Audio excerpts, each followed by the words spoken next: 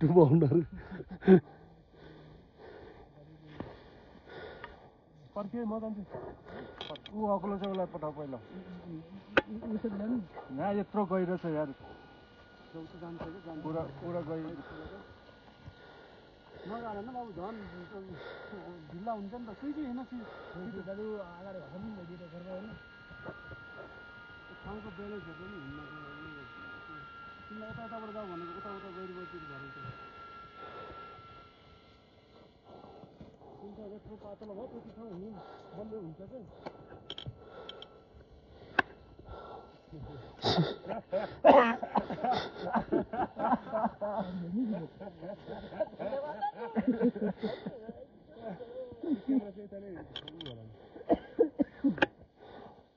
त्यो सानो हुन्छ है खुम्च्यायो भने